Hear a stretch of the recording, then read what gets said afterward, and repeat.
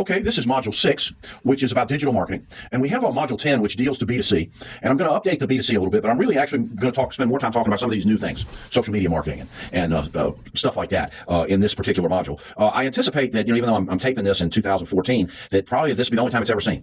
A year from now, I'll have to do a totally new lecture. Maybe I can get away with using it for a year, but 2 semesters maybe at the most. That might be, even that might be a little bit optimistic. I might be able to use it through the spring of 2015, maybe. But that's a little bit optimistic. First thing I want to say about digital marketing is a lot of opportunities.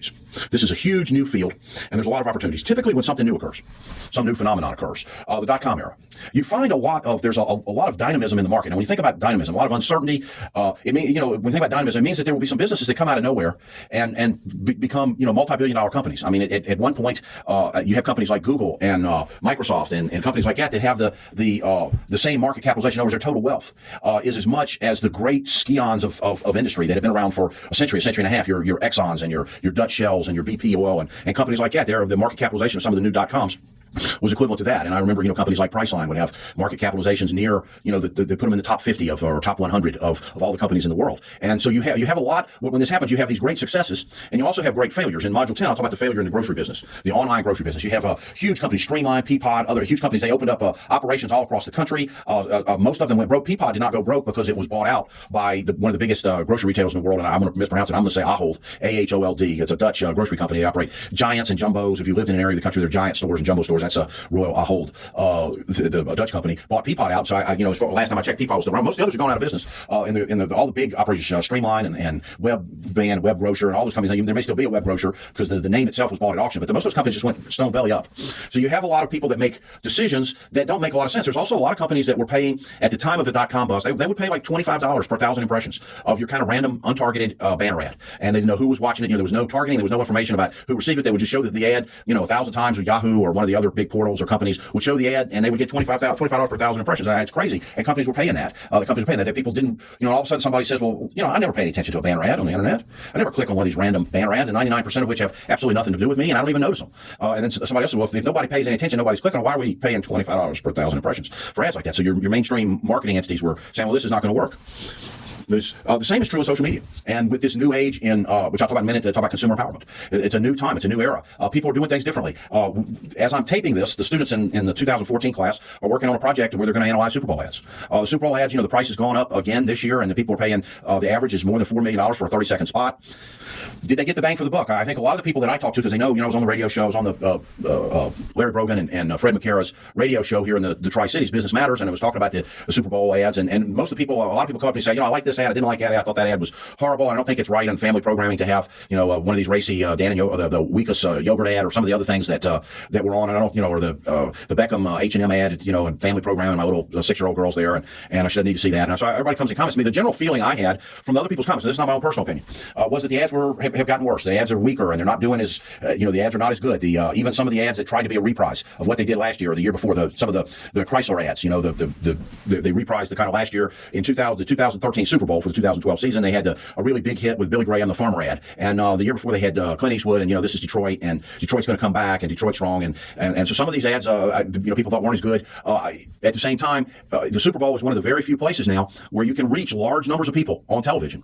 The fact is that people are watching way less television. I think if you think about the phenomenon of how we live our lives, and that may be and that's probably true for many of y'all. How much television do you watch now versus how much television do you watch 5 years ago? And then if you look at it for the group they call the demo, the key demographic group for most advertisers is kind of your 18 to 35 or 16 to 45 or whatever, however that's defined, depending on your target market consumer.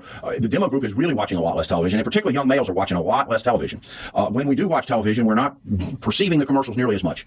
We're DVRing and watching, or we're watching in some other format, like we're waiting for the shows to come out on Hulu or Netflix, and or some other similar type of thing. People are playing, young kids are playing a lot of computer games. They're not watching television, they're playing computer games. So the television, the whole traditional advertising is going down. People are reading a lot less newspapers. For those of y'all that are not students and are watching this, my students have a project on the future of news content delivery, generally I time it for about the same time as the Pew Trust comes up with their annual report on the state of the news industry, and it'll be about the same time of year, being in April, when they do that project. And I'm not optimistic about the future of your traditional newspaper. Yet at the same time, the newspapers are suffering, their ad revenue's going down, but they're still here. And there's a lot of people that I guess get up in the morning. Some of y'all have parents or something like that. Get up in the morning and get the physical newspaper. I constantly have people coming and telling me, I read about this in the newspaper. Like our football coach left for another job. So we lost our football. was the last, even though I'm a big ETSU football fan, huge ETSU football fan. I go to all the games. If I'm in town, I definitely do not miss an ETSU football game, but I was the last person who I don't read the newspaper. And of course, they waited 3 days to put it up on the website here at ETSU too, so that's another thing. But so I don't read the newspaper. And a lot of the people I know don't read the newspaper, but there are a lot of people who still do read the newspaper and still read the physical newspaper. Warren Buffett said, in terms of the future of digital content, he said, I don't really, and he said this like 6 or 7 years ago, he said, I'm really pessimistic about the future of newspapers and magazines and things like that. People can get the same information faster, cheaper, and better on the internet than they can from a weekly magazine.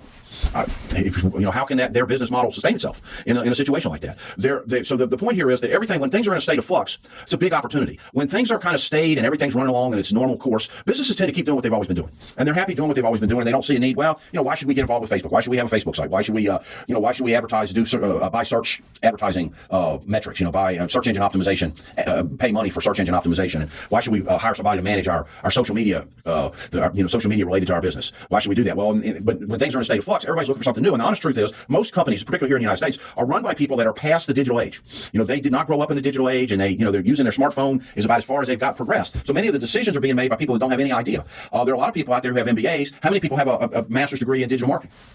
How common is that? Very rare. How much digital marketing content have we had in our MBA program to this point? So there's not a lot of people out there trained to do it. There are new companies and startups. In fact, a couple of the most successful marketing companies in this area, one of the main things they're doing is peer-to-peer management. Adam Bowie and his companies, and Tony Treadway and his companies. That's the new thing that they're doing. They're going out and they're soliciting business and telling them, we'll manage the social media, we'll set up your Facebook site, we'll get content on there. We got people that write stuff, and we'll get some good content on there, and we'll try to get your likes up on Facebook, and we'll monitor things that happen on other peer-to-peer sites, and we'll do that for you. And they've been really successful. And those are two, the most successful entrepreneurs in this area are working in this very field. One of them will have a prize, is offered to come in and help me set up a real-world project for my students, for the students in the spring of 2014. And I'm really looking forward to that. That'll be one of your April assignments, and I'm really looking forward to that. So there's a lot of opportunities. Companies need people that know something about this field. There's also a lot of opportunities for entrepreneurs. The people that go in and will help you optimize your marketing, integrate your digital content, your digital marketing. The people that go in, and what they're really doing is publicity. For example, if Tony Treadway manages a company's website and he has somebody there that's creating content for their Facebook page or content for their website, or content that is connected to different blogs and other things, or different industry publications, online publications or industry newsletters and things like that, then if they create that content, that's really, if it's not paid, it's technically, we would call that public relations. Now, we don't call it public, I think Tony would think of it as public relations, but we, in the pure sense of how we in marketing define, if it's paid, it's advertising, if it's non-paid, it's public relations, how we would define that, managing public relations efforts is going to be really big in the future. And I think a lot of PR firms don't know what to do right now. They're still thinking fax out press releases. They're still thinking press releases. So the companies are looking for new young people who've been trained in this field and have some acumen in this field. You students should definitely save your portfolio of work that you've done. You should put it in a portfolio or book, the different projects that you do in this class and other classes, particularly the projects that we do related to social media and related to marketing, using social media for marketing and things like that. Save that, put it in a portfolio of work, and then when you should be now already, most of y'all, since you should be taking this marketing strategy class toward the end of the MBA, typically the semester before your strategic project, you should be contacting employers now and have examples of your work ready to show them as you try to get a job with your MBA degree. So there are many opportunities. Now, first of all, I want to talk about the concept of consumer empowerment. This is an era in which all of a sudden the asymmetrical access to information and to the control of information has been turned on its head. And traditionally, in past eras, if a company mistreated somebody, unless some journalist found out about it and wrote one of these expose articles in the newspaper or magazine, somebody, you could go around and tell all the people you know about this horrible company that tried to take advantage of you or took advantage of you, this horrible product you bought that fell apart, $2,000 refrigerator that fell apart after 2 years and wouldn't work anymore. The other things like that, the access that the companies had, corporations had, to being able to control what was being said about a particular brand, because most of what people learn about a brand, they learn through advertising, or maybe some stuff going in the store and talking to a salesman, and they learned everything. So the flow of information was very, very one-sided, and the ability of consumers to communicate that a product was inferior or something was really bad was very limited. The first example I want to give is a kryptonite lock, and it happened about 5 years ago. Kryptonite, is a company that makes locks, and particularly they make them for bicycles. In Europe, many people, even executives, ride their bicycle. If you live in a big, huge city, a bicycle is a very efficient form of transportation. European cities, in Denmark, where the price of gas is $10 a gallon, and it makes sense. They have bike lanes, and there are protections for bike riders, and they're special. Bike riders can ride when other people can't, and you get hero in the office because you have such a low carbon footprint, and everybody looks up to you, and you get to stay healthy at the same time that you're commuting. So it's very common for people to ride bicycles, to commute with bicycles and stuff like that. And they need bike locks to keep them from being stolen. And Kryptonite was one of the top companies in that line. Somebody made a video, put it on YouTube, and you can actually see, like, picking a Kryptonite lock. You can go to YouTube now and watch the video, come back if you want, taking the cap of a big pen and unlocking a Kryptonite lock. And so you have a company that has all these products, and it particularly work particularly well for their best and supposedly most secure locks that people would put on their $500 bicycles or $1,000 bicycles, and to keep them from being stolen. And all of a sudden, you have a company that is a leader in its field, and now, and of course, the video went viral, and the whole world saw it. And now you have that, at that point, you have a company that has a bunch of products that are essentially worthless. A company that was, worth billions and billions of dollars one day and had all these great products, and the next day, none of the company's products are any good. And of course, they, figured out a way to fix the problem and to redo the locks, or to, put a device on there so that it's the big pen thing wouldn't work. But it just shows you how something can go on YouTube showing a product failing or a weakness of a particular product, and all of a sudden it goes viral, and everybody in the world knows that product is no good anymore. People, bad products. There's most of your retail sites, for example, have reviews. Amazon allows unbleached reviews. They don't go through and scramble out and take out the bad ones. You can go and look at reviews on Amazon, and some of them are very bad for some of the products. If somebody sells a product that is poor, sells a product that is poor, has poor service, they get dinged pretty quickly. And I can remember I bought a product at Bass Pro Shops, and it didn't work, and I took it back to exchange it, and then before I took it back to exchange it, I happened to look on the web. Should have done this before I bought it, and there's literally a review there at Bass. This is the worst product I ever bought at Bass Pro Shop. Literally, right there, like one of the first few reviews, and then every review was negative about that product. Right there on the on the website of the company that sells the product. So whenever things happen, people are much more likely to find out about it. Consumers interact, hang out together, are interconnected in ways that a few years ago was just unthinkable, and that means that bad news travels really, really fast. If you're a company and you don't make promises, people find out about it very quickly.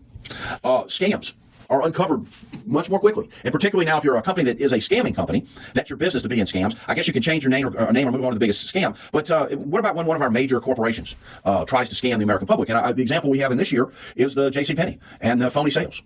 There's an article that you can read. Listen to me and read Brad Tuttle's Time article about fake pricing. It's either fake pricing or phony sales at JCPenney, and he literally talks about it. He got examples, hard examples, where they got proof that they went in and they raised the price and then put it on sale. And of course, at the time, what Penny's was doing was moving from an everyday low price to a high low, where they try to make you feel that stuff is on sale. And they actually had, of course, an article in Time might have happened at any time. Of course, this is the digital version of Time. But the thing that's unique about the modern era is all of a sudden, the people who were doing this investigative reporting, they've got people who worked at Sears on YouTube video. The whole world can see, talking about the fact that they took a set of $6 towels, raised the price to $12, and then went in and put a sign up saying that it's on 50% off. In some cases, they actually would go in and they would raise the price, like say from $6 to $12, but then they would put up a sign saying it's 40% off. So you're actually paying now $7.20 at the sale price for that $12 towel, whereas when it was everyday low price, so it's 40% off, but it's actually more than it was when it was everyday low price of $6. And you got people that worked at Penny's, including one guy at the time that still worked there, on YouTube talking to these reporters, explaining what they did. And there's another article that came out recently. If you just Google phony sales at JCPenney's, there's what this has spawned people that literally go out and they check the prices. A group, I want to say it's in Ohio, and they literally nailed them to the wall. And they went out and they checked prices, and they caught them, having these phony sales. Now, in the state laws are different. It's something that's governed by state law.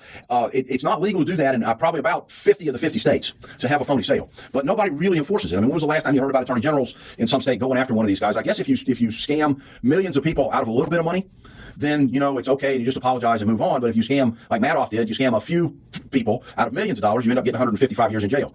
Which is particularly, you're scamming some of the richest and wealthiest, most powerful people in the country. The guy got 150 years in jail for that.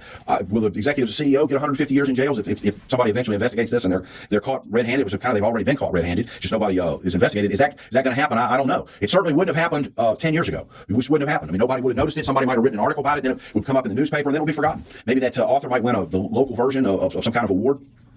But that would be it. I mean, it wouldn't. Nobody would notice it. But on the internet, you can still go back right now and read Brad Tuttle's article, was written about a year ago, where they got caught dead. You go back and see the people who are. You can go back and see the people who are on YouTube that worked at Penny's, claiming that this, explaining exactly what they did. And then you can still see that it's still there. And then there's a group of people talking about it underneath. So the consumers have so much more power, and the asymmetry in terms of the flow of information and the control of information that used to exist, where the corporations had all of the control, the seller had all the control, and the consumer had very little power, very little ability to get their story out there, and they were and very little peer-to-peer connection. All that's changed now, and of course, what that means, honestly, is that it's more and more important to be honest and ethical, and maybe one of those Dickensian stories where the companies that are dishonest are going to fall to the wayside. JCPenney, maybe the next big, major, long-time retailer to go broke, maybe followed by the Sears and Kmart Lambert's group, Sears and Kmart. Who knows? So maybe this is a story where the good guys end up winning. But when the consumers have this power, it's much more important to be honest and ethical. It's much more important to not make promises that can't be kept, and to not have issues with service and things like that. So the consumer has the power in the modern era. Now I'm going to talk about social media, which is literally a tidal wave. I mean, the social media phenomenon is a tidal wave. When I had focus groups among undergraduates in the marketing research class, I want to conduct a kind of pseudo focus group so they can see kind of how it's done and by osmosis maybe pick up some of this, how it's done and what it should be used for, maybe what it shouldn't be used for. I had a bunch of choices. I really wanted to do Facebook, the Facebook social media site, talk about it more than anything else. But I had like 4 other choices, and literally 100% of my students use Facebook. Now, the statistic I saw was 89% of people in the 16 to 25 area use Facebook. But among the undergraduates here at ETSU, it seems like it may be closer to 100%. The first aspect of social media I'm going to talk about is Facebook. And I guess if you say there's a tidal wave, Facebook was kind of the earthquake that made the tidal wave happen. You had other social media sites like MySpace, and people, when I was in the years like 2000, 2001, 2002, people used to use a chat and connect with each other via Yahoo and via other type of chat type of operations. And the students in Korea and Japan in particular were avid users of chat. The boys played video games and girls used chat and would spend, just go home and at home spend hours chatting and talking to their friends. Of course, in Japanese and Korean, you can say a lot very quickly. Very efficient language in terms of typing. Much easier to type and to express yourself adequately in those languages than it is in a complex and poorly constructed language like English. But nevertheless, that was a really big phenomenon, and that the ability to connect with people that way. And they had things like MySpace and other types of precursors to this. But Facebook is really a revolutionary concept. And what's revolutionary about Facebook from a business perspective is that they know who you are for a change. In the year 2000. Or 1999, I remember going to Germany, 1999 or 2000. I remember going to Germany, and the people there were booting their computers to Yahoo. And in the United States, many of the professors in my office would boot their computers to Yahoo. And we have a Korean professor at that time, and she booted her computer to Yahoo. And you go by, she turn on her computer, and it would be Yahoo. Was the portal. And my mother-in-law used to use had a Yahoo email account, and she would play like Yahoo Scrabble, and she did a lot of things on Yahoo. And Yahoo had was number one in terms of the most eyeballs. They had the most eyeballs. But they brought in somebody, it's very typical. They brought in somebody that came from like casino background, and he's not a web person, and he, the immediate thing that he saw was, how do we monetize it? Okay, how do we get money? And they came up with premium content.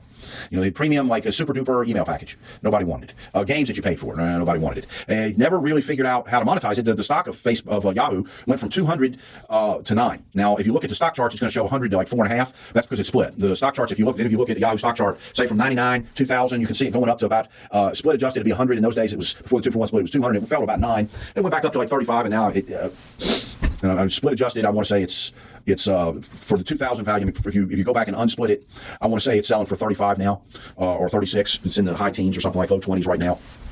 So they lost the opportunity. What Zuckerman did, and he was really ingenious, was that he wanted to know who you were. And so you weren't just this anonymous eyeball. I mean, he knew your name, and then he knew where you lived, and he knew, they have the tracking devices and the cookies, and they knew where you lived.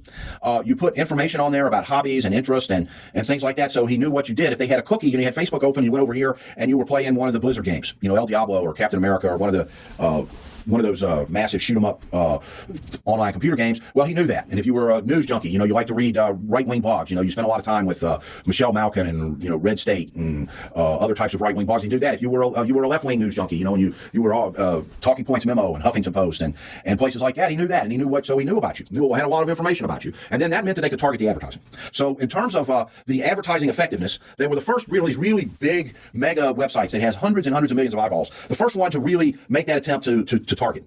And because it's a lot easier to go to a business customer and say, okay, look, I can give you people who live in a certain zip code, or I can give you people who we know are interested in right-wing politics, and they go to right-wing websites. And let's say you're a company that's your job is to solicit money for right-wing causes, right-wing political candidates and stuff like that. They could go to you and offer that targeted information, or somebody's interested in fly fishing, and they spend a lot of time on fly fishing sites, or they're connected and they're click-through. They have click-throughs on fly fishing ads, but not on other fly fishing ads and fishing accessories or fishing type. They knew that, and they could tie that in. So that was that effective monetizing the eyeballs. And even today, we have other companies that are facing that challenge. What is Twitter going to do to monetize its eyeballs? What are they going to do? I mean, right now they got the eyeballs, but they don't know whose eyeball is whose very well. And so the challenge for them of monetizing, and we talk about Snapchat and some of the others, come back to that issue of monetizing the eyeballs. Businesses really love Facebook. For one thing, they can they can have their own Facebook page, and then they get something called likes, which they love. They love the whole idea of this. Somebody goes in and says they like this page, they like this company, they like this entity on Facebook, and then when they do that, then that company's stuff gets put up on the wall or in the news feed. And they love that. Now, the problem with that is that some of that is that a lot of the companies that are using Facebook are using it in a way they don't have to pay Facebook anything. And I notice instead of buying ads, they're getting instead of advertising, they're PRing. And of course, PR is unpaid. Now, you don't pay for the information that's put in front of the customer, or potential customer. What you're paying for, you may pay somebody to manage it. And there's a lot of money to be made in the next few years. If I was, you wanted to start a local business right now, you were going to move to some medium-sized city somewhere, Chattanooga, something like that, Chattanooga, Tallahassee, Jacksonville, Pensacola, some medium-sized city. You notice I went kind of south from Chattanooga. I grew up in Florida, so like going north. No, I don't want to do that. South. But if you're doing that, I think the companies, you look at who are the most successful new entrepreneurs in those towns, or where are the opportunities are. Managing companies' Facebook sites for them, organizing that, making that PR, then maximizing the value of the PR. Also troubleshooting, and whenever something happens, I know Tony Treadway gave an example where one of the companies that he managed a website had a customer that was perceived mistreatment on account of the fact that he was gay. Or she was gay. I don't remember if he said he or she. I'm relating a story secondhand. Well, they went in and they told the company, look, here's what happened. We had this customer, they're on Facebook. Well, they went to there, if they knew, right there the next day, they're like at the customer's door or something. I don't know if I'm telling the story exactly right, but if I remember somehow they knew where they were and they were right there on their Facebook page and they went to their door and they apologized. Like the president's at the door of their customer apologizing for the perceived, for the mistreatment, and saying that that's not part of our, our ethical policy is to treat everybody equally regardless of whatever creed or gender or national origin or sexual orientation, whatever it is. We want to treat everybody equally, particularly if they're spending green money in our business. So that damage control, public relations. So all of that is the business tie into this. When even on the Super Bowl, you'll see ads. Go to our Facebook page. You go to somebody's website, and they'll want you to log in using Facebook. A lot of companies use a Facebook login to get into their website. That's one of the ways you can come in directly through Facebook. And so there's a lot of tie-in. They've been very, very successful at tying in business, and a lot of businesses are chasing likes.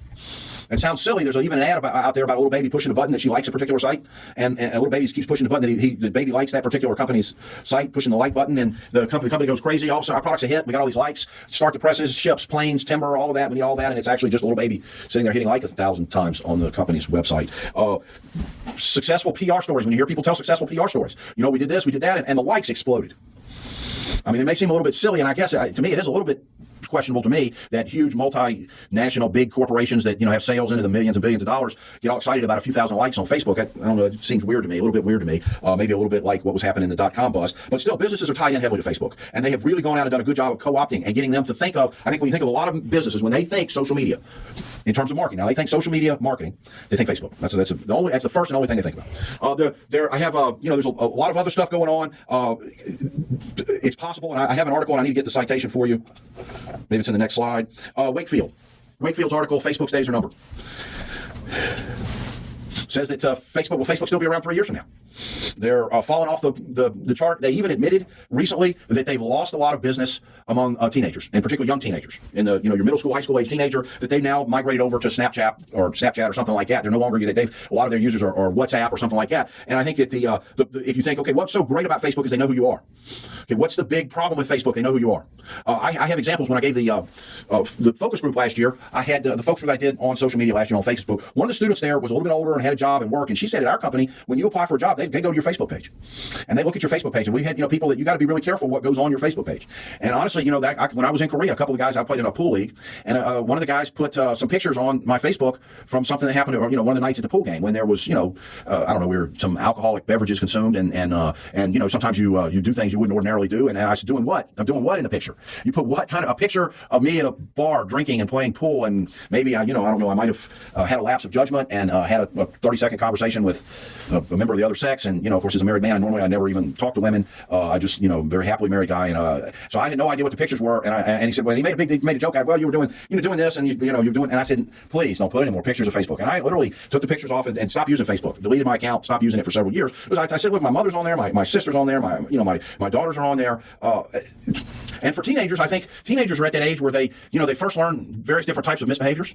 And I don't mean major misbehaviors, many of the minor misbehaviors, like using a curse word or something like that. They learn, when they become teenagers and they new phenomenon, or maybe they did something a little bit naughty, not majorly naughty, a little bit naughty, and they don't want their parents to find out about it. And so that's one of the issues with Facebook to me, is that it's the fact that they do know your name, and you're on there with your real name and everything, means that you have to be very, very careful what you say and what you put on there, because other people, including employers, are going to be looking at that.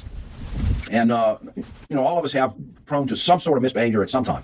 For me, I have like to play cards occasionally. I have a misbehavior of that type, not the womanizing type of misbehavior, never that type of misbehavior, but other types of misbehaviors. I will have a Diet Dr. Pepper with one of my chums in the university after a ball game, an ETSU football game, an ETSU basketball game. In fact, after every ETSU football game and every ETSU basketball game, we usually go out and have a Diet Dr. Pepper together. But I don't necessarily want that on Facebook. I don't want that on Facebook. So for kids, they're losing a lot of their business with kids. So their big advantage there is also the biggest problem. And there are people that are on record. People put on say, I don't think this company is this company 3 years from now be a shell of what it is now. And will they even last? Will they made it? I think this is their 10th year or their 11th birthday or their 10th birthday, and will they make it to 20? And people are saying no in print in major news publications, as Wakefield did. So the other issue is that now so that they may lose out, and then also the next big thing, whatever that next big thing will be, the Snapchat or WhatsApp or something that is a little bit different, or something that's like Facebook that has maybe a little bit better privacy protections or has a little bit better anonymity, but they still know who you are. Something along those lines, maybe something like that. Who knows what the next big thing will be? And they may end up like MySpace as the last big thing.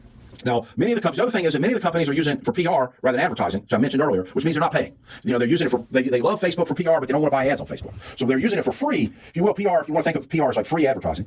It's not really exactly what PR is, but just for the sake of the moment. So the ability of companies and entities to use it as a PR tool rather than an advertising tool is a challenge for them. Finally, mobile advertising and the holy grail. Now, when Facebook IPO'd, the stock fell. The IPO was uniquely unsuccessful. There were some technical issues involved. But also, generally, when you have a company that IPOs and then the stock falls, the stock fell, I think, up to about 50% of what the IPO price was fairly shortly after that. And the reason for this was that the business model that they were projecting was based on the revenue they made through advertising and then through game playing. And I'm really skeptical of the game playing advertising.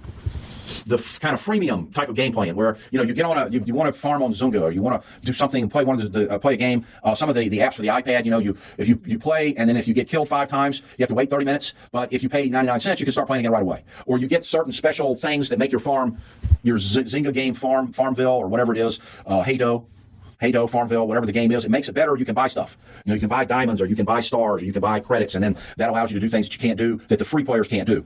Freemium model. So that is a kind of freemium model games, and I'm really skeptical about I'm really skeptical about that. Now, since that time, the Facebook stock has recovered, and recently it actually went above the IPO price. So that it's back up. It's recovered all of its losses, and it's now up in the black.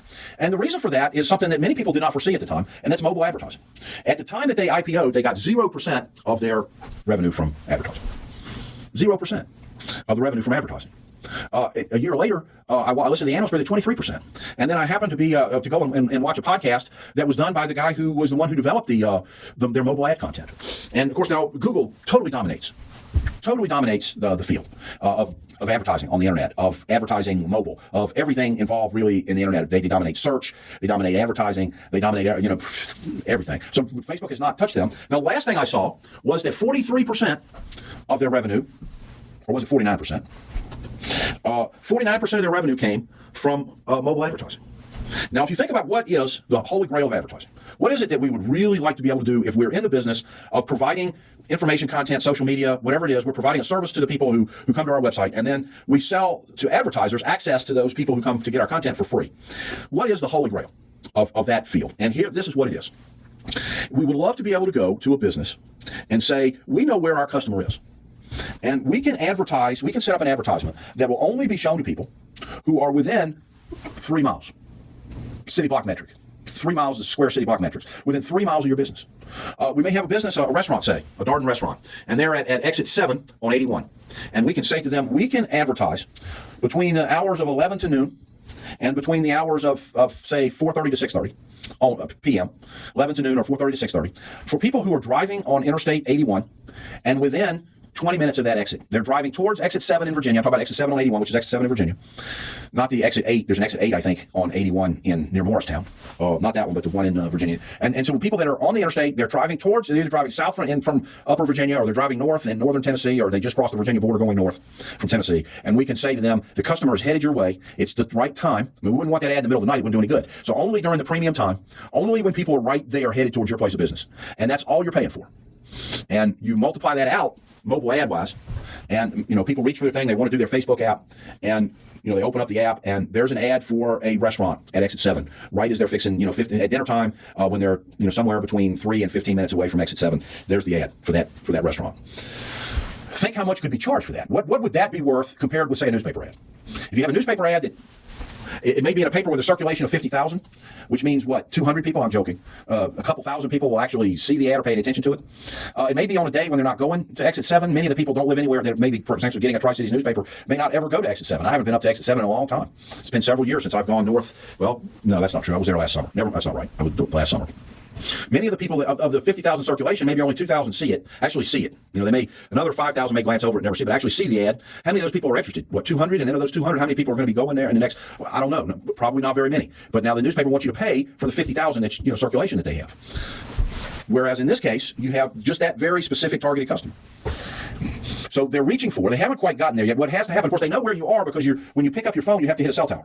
So you're driving on 81. They know pretty much where you are. They can estimate pretty close where you are. And then they can tell what direction you're going by, where a half hour ago you checked Facebook and you were an hour south. You were 30 miles south of that. So they know kind of where you are and what you're doing. And then they would like to be able to translate all that information. And then they can go to the customer and say, we have found the Holy Grail and we can sell it to you. We're here to provide you with the Holy Grail of advertising. That space, people in the space at the time. And that's all you pay for. And without the mobile advertising, Facebook might be worth it. The stock might be a tenth of what it is today. But they're reaching for that, and they've obviously been very successful. They've gone from zero to almost half of their revenue in 2 years, 2.5 years. Huge success. More and more people are going to be doing something with something mobile. Right now, for a lot of people, that's their phone. But there's also the tablets. I think what you're going to see is the tablets being tethered to your cell phone, so that you can, in the future, you'll have people will have their cell phone on, and they tether that to their tablets and their other types of devices, your iPads and other types of devices, and then they're using that to interact with the web, or even if you're just reading books or you're playing games, you're doing stuff on the web, they're using that for access, and then that's a huge opportunity because you've got the GPS information, the time of day, where they are. It's just a huge opportunity if it can ever be accomplished. So I'm very optimistic. If you were asking me, say, as an investor, I'm very optimistic about Facebook, not in terms of being the coolest site on the internet, which you say, okay, what's been the coolest site on the internet the last 10 years? Got to be Facebook. Will it still be? Maybe not. Will 90% or 95% of teenagers and young people use Facebook and use it regularly? I think the other thing I wanted to point out was the fact that they, when people use Facebook, the usage frequency. There are many people that check Facebook every hour, every half hour. The length of time that they spend on Facebook, compared with other websites, other things they do on the web is really huge. So, it's not just that they have the eyeballs, the number, but also the frequency of usage, and then the length of time that people stay on Facebook is much more than any other site. And so those things may change. They may lose some of that, but the big opportunity for them, and I think the future for them, is going to be mobile marketing. All right, let's talk about other social media. Twitter's a really big phenomenon, and the thing about Twitter that was really interesting was how quickly the beautiful people of society caught on to it. All of your celebrities and all of the people, media people caught on to it. Journalists that like to cover things. For example, if you're at the time that I'm taping this, it's a day before a National Signing Day, and the journalists for the big recruiting websites, I'm talking about the American-style football recruiting sites, they all follow these like high school kids' Twitter feeds. And so they tweet something, hey, I like my visit at UT. Really like Knoxville. And then all of a sudden it's like posted all over the place. So somebody, there was an actress from Colombia who supposedly had like 4 million Twitter followers, and a lot of big stars, your Justin Bieber's, and okay, Justin Bieber's not a big star. Okay, so try to think of some other. He's a big star with like young kids that are like 12 to 16. Justin Bieber, a huge star with them. So you take a guy like that, and he's got millions of Twitter followers, and he can say, yeah, I'm sitting here at home and I'm chilling and I'm reading a book. Wow, Justin Bieber's reading a book, so Twitter became the kind of the darling, and was promoted by the people who used it, and became a really big phenomenon. Now, Twitter is supposed to be preparing, I think, to IPO if it hasn't been bought out, and recently that I did not know about. But the problem for them, once again, is how to monetize. And this is another aspect of, from a marketing standpoint, if you were working for them, how would you go about monetizing all their eyeballs and all the use that they have and everything? I mean, you can put ads on there, but you don't really know who everybody is. I mean, people announce who they are, and I guess some of the big celebrities and things like that. Maybe you know who they are, but you don't really know in the way that you know on Facebook, because the Twitter handle doesn't have a name tied to it, and that means no targeting. It means no targeting.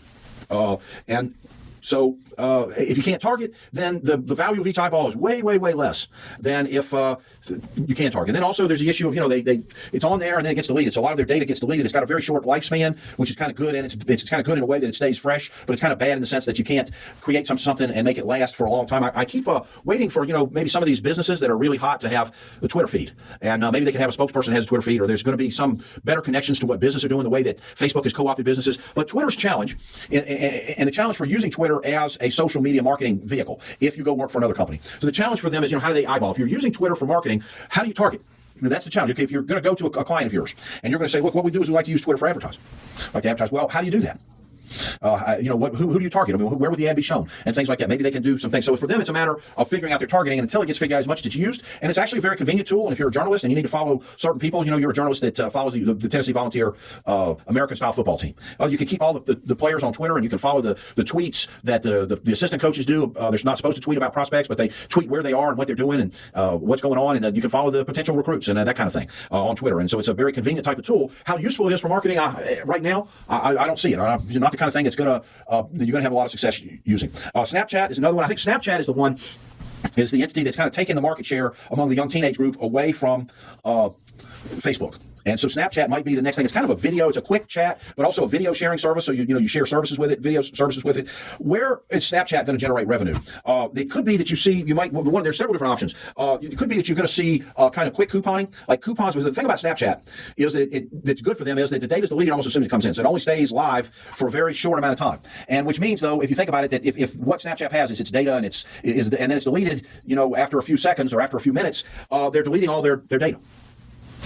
And so all the value of the company gets deleted every 10 seconds. Well, that makes it easier on the servers. It makes it easier on the servers, but I'm not sure that and it can be quick and fast and people can enjoy using it, and then not have to worry about it saying something when they're chatting that is going to get them in any trouble later on. The thing is though that they don't really have any way to target. And so if you don't have any way to target, if you've got no data, no targeting, you've also got no revenue. Maybe they'll go into coupons, these short-lived coupons. They're only available for a short period of time. There are several other options.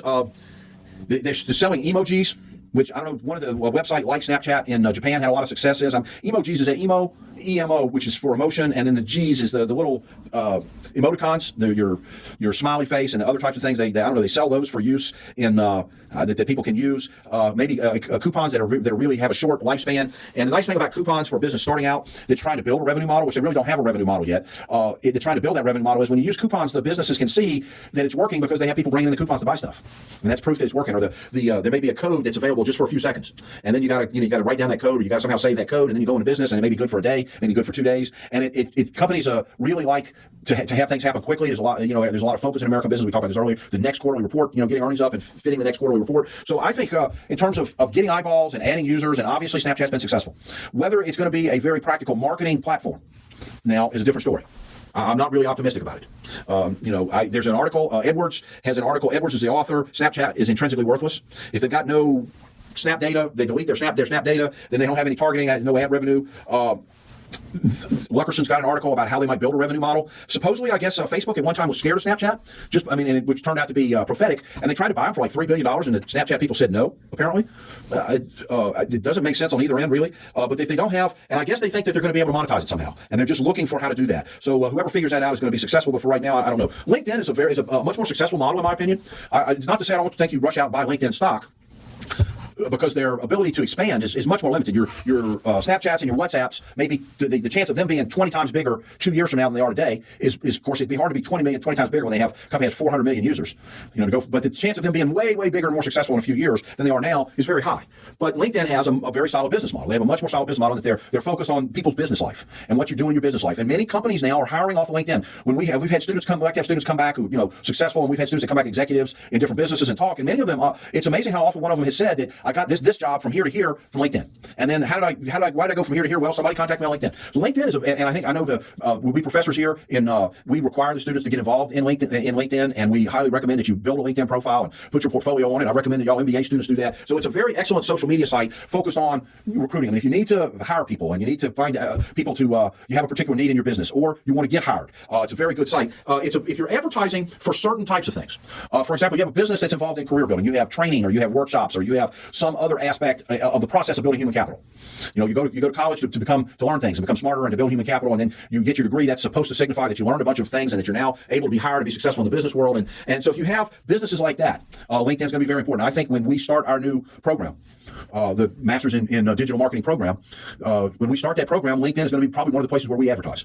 So the LinkedIn is a very good social media platform for that type of thing, for work-related, business-to-business, and human capital building types of operations. That's a very, very good opportunity. WhatsApp is the final one I'm going to talk about, and WhatsApp is another one of these things that seem to indicate that there's in the battle between the web versus the app. There's the web, and then there's apps, that the apps seem to be winning.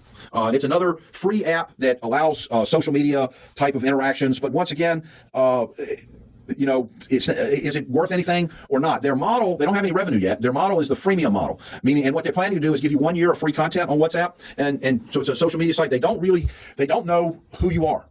in the sense of what Facebook knows. They know a couple things about you, but they don't know much. And so whether they're going to be able to monetize that, but it's been really successful. They've got 400 million or something like that, the number of new users that they have every quarter, and it's become, after I think Snapchat and Facebook, the third biggest in terms of number of eyeballs, at least in the English part of the world, and I'm talking about the English-speaking part of the world, kind of the third biggest. And they're planning on, after the first year, once you see the value of it, charging you 99 cents a year, which isn't much, but it is a revenue stream, and you got hundreds of millions of people paying 99 cents. Now the thing is that a lot of the people who are users of this, how are they going to pay the 99 cents? Maybe you get some PayPal money or something from their mom or dad. And these are young people, a lot of young people, 11, 12, 13, 14. Where are they going to get a credit card from? So then, getting people to pay even a very small amount in a web environment where so much is free, very questionable. And I say, just like I questioned the freemium game concept, where you get killed 5 times in Power Birds or Candy Cane or one of those games. You get killed 5 times and you have to wait 30 minutes or pay 99 cents to keep playing. And they want to get you, they want to show you the value of what you do, and then they think you're going to be willing to pay 99 cents. So far, there are a few companies, Blizzard in online gaming, for whom the subscriber model has worked.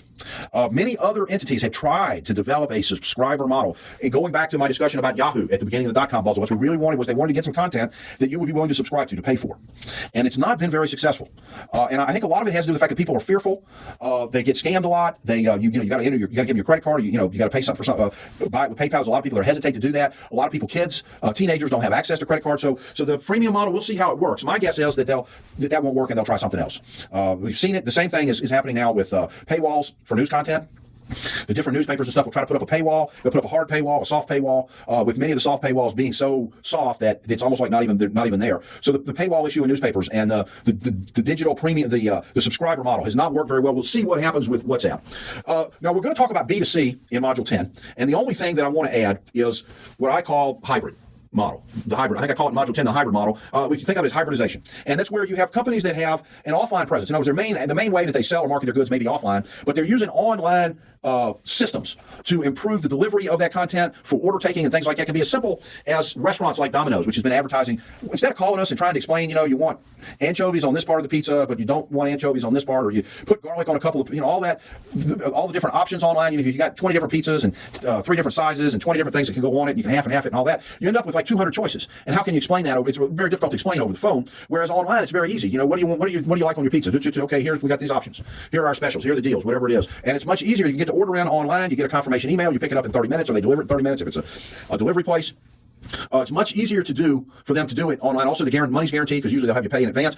This was the main way that there's a Domino's and Papa John's have a huge footprint in Korea. I mean, there's a Domino's pretty much in every neighborhood, and Papa John is just about as popular, just about as successful in Korea. And people normally order. They very rarely do people call in anymore. They almost all order via the internet, and they go ahead and pay, and then it gets delivered to them, or they pick it up if it's the pickup place. And that's the way that people normally order. Now, getting Americans to stop picking up the phone and to use the internet is going to be a little bit of a challenge. I think they'll still be taking orders over the phone for the next forever probably, but they want to do more and more of their business. It's so much more efficient for them than it is to have somebody. There's a constant ringing of the phone, and it must drive the workers crazy. The phone's ringing, and it's the way things happen if you work in the vast service, what Dennis Miller calls the vast service law.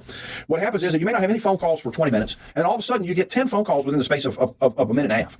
It just doesn't seem to ever space itself out or work itself out. You get a whole on the web, they can handle that. All of a sudden you got 10 orders coming in on the web all in a minute and a half, no problem. I mean, you still have to go through and fix all of them and get them all ready to go and everything, but it's not like you have to sit there on the phone. Wait a minute, I'm going to put you on hold, and then you got somebody asking you 15 questions, and you got 10 other calls coming in.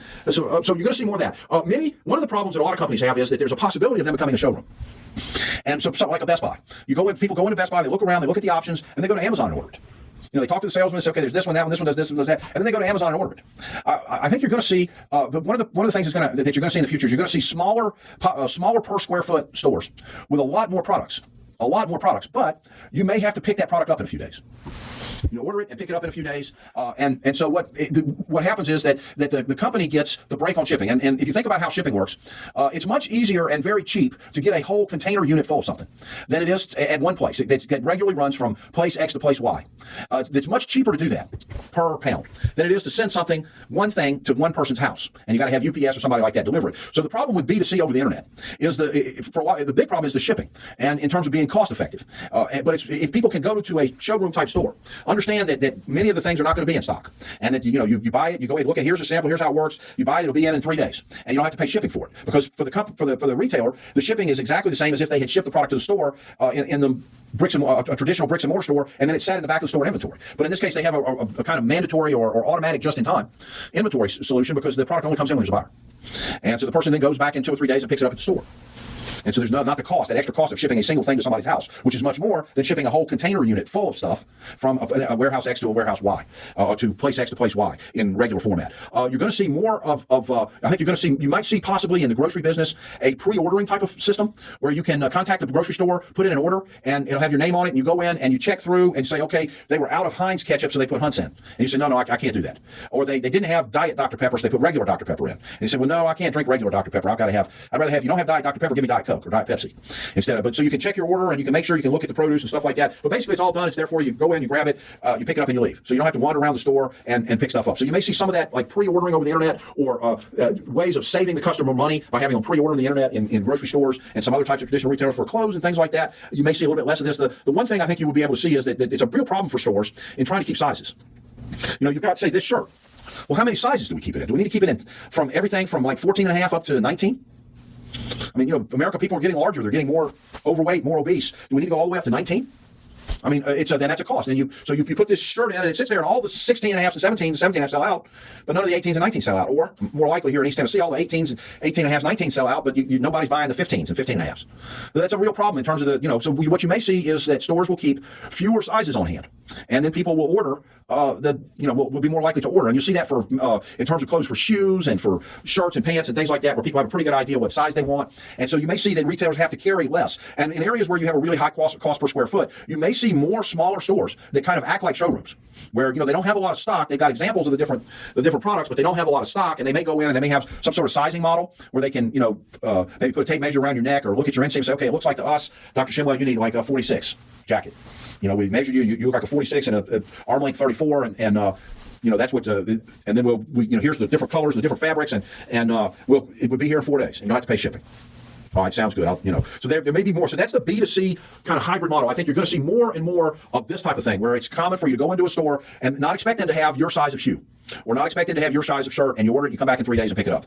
And even though you may go in, feel the fabric, touch it, because the problem with a pure internet model is you can't really feel the fabric, you can't really touch it, you can't really try on, you can't really try it on.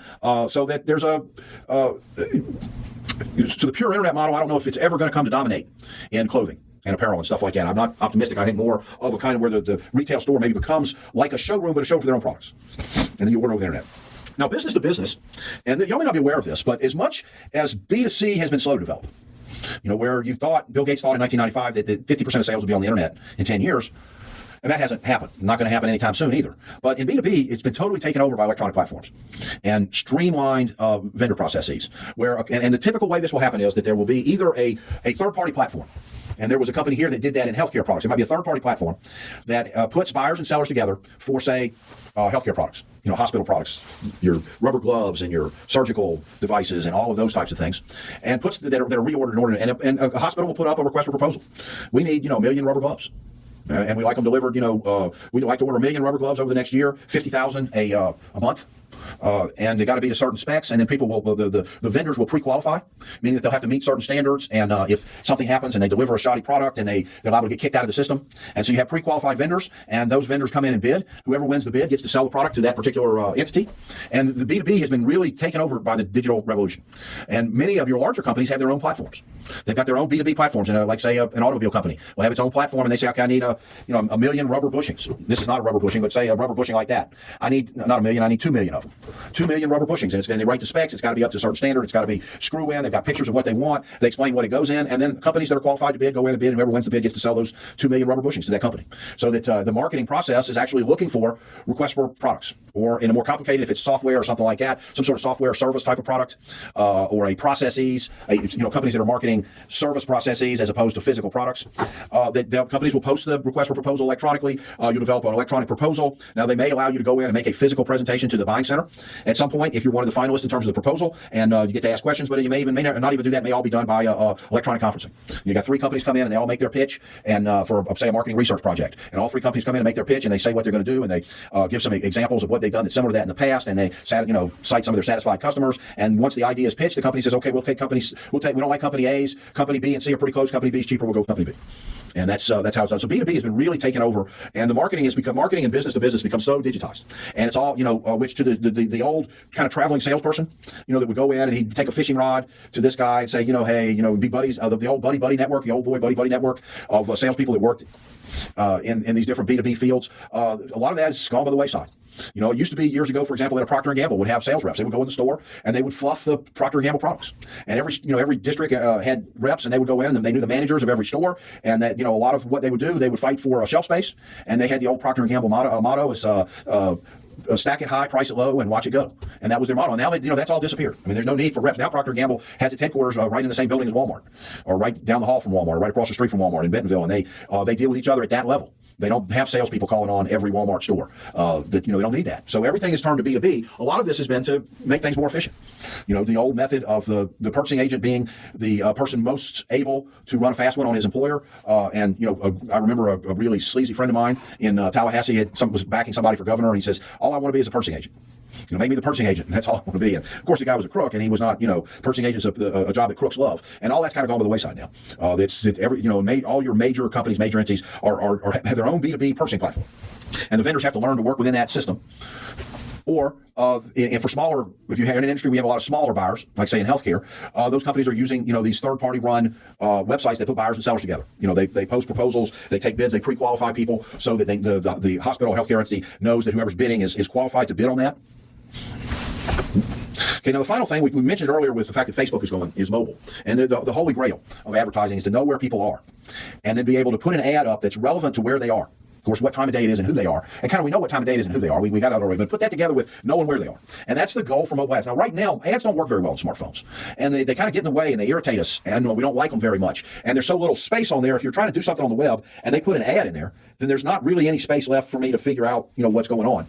Most of what people are using the web is very clumsy in mobile in particular. And people prefer, mobile is an area where people definitely prefer apps. And so you have apps that people use, and then many of them are free apps, are extremely, extremely cheap. And then in order to, while using the app, you're able to expose them to advertising and things like that. The key is to tie the data in. If you have an app but you don't know who's using the app, you don't know, you don't have access to any of the information, you don't have any cookies that are or other types of tracking devices that are able to figure out what that person is doing or where they are. You don't have like the GPS tracking. And there's the issue of, is it okay to GPS track? Is it not okay to GPS track? There's arguments to be made on both sides of that from a privacy perspective. And then if you are tracking on GPS, who gets to use that? Does somebody that has a game app, do they get access to that? Do they get to know where you are so that they can break into that advertising mode? Do they partner with somebody like Google or use Google AdWords or something like that? Partner with them. That's what most people are doing now, is that they're partnering with Google, and Google knows this stuff. So the putting together for mobile marketing is going to be big. More and more people are going to have smartphones. Some of the things that are even 2 years ago, a year and a half ago, I remember talking to my brother who is a patent lawyer and who does software patents, and we're talking about this issue with the metered content. So many people get a smartphone, but then they meter the content so that if you use too many web pages, you get hit with a big bill. You have a real strong, tight limit on what you can do, and nobody wants that anymore. And the companies now realize that that's kind of been blown away. That kind of model where they charge you every time you go to, you get a certain number of free web page looks, and then after that, or you use a certain number of apps, so you use the certain number of different, you overuse your data and you get a huge charge for it. A lot of that is going to go by the wayside. So you're looking at a situation where people are going to have 4G phones, and there's going to be a lot more access to content. They're going to be doing a lot more stuff on their phone than they used to. I may get to the point where you'll see people, instead of riding around with iPads and stuff, tablets and iPads and things like that, that they'll be sitting there on the subway or on the bus or on the train, and they're sitting there using their smartphone to play games and do everything else because it's just more convenient to carry that thing around. It's much more convenient. Also, your iPad right now, at least here, and for those of y'all that are international, this is not really as much of an issue, but it's an issue of access to the internet. Access. If you don't have access to the internet, you don't have access to the games. You're kind of stuck. You can sit there and read. You can read a book that you downloaded, but you can't do really that much else with that pad. So the fact that the mobile has mobile access through the cell tower means that a lot of people are doing stuff. You see people sitting around playing games at the airport and stuff like that on their phones and things like that. So it's the mobile advertising is going to be big. But now the key thing is, once again, the holy grail. The test question, particularly this semester, has to do with that holy grail issue. Explain that the holy grail of digital marketing, the holy grail of digital marketing, of advertising in the digital field, in the digital age. And so that's going to be the key question. I think mobile is going to get bigger and bigger, but we have to scale. We have to figure out how to scale. We have to figure out how to target without violating people's privacy. We just have to figure out a lot of things in terms of how to do this. And even though it's where the future is and it's big right now, I'm not sure where it's going. And I'm not really sure what's going to happen with regard to mobile. I mean, there are going to be companies that have ad blocker apps. There are probably already companies out there that have that. Is that going to, what's going to happen with that? So where we're going with that, I'll have to give a different lecture on this on mobile advertising next year. But I do want you to know it's going to be big in the future. Okay, that's it for this module, which is module 6, and it's the digital marketing module.